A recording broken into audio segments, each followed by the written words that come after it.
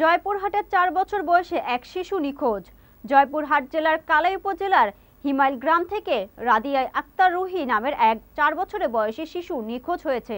শিশু রাদিয়া আক্তার স্থানীয় মোহাম্মদ আব্দুর রহমান ও তার সাবেক স্ত্রী আরজিনা বেগমের একমাত্র কন্যা।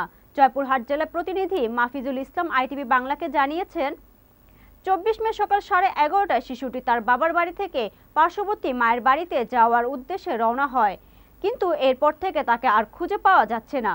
সম্ভাব্য সব স্থানে খোঁজাখুঁজি করেও শিশুটির সন্ধান মেলেনি।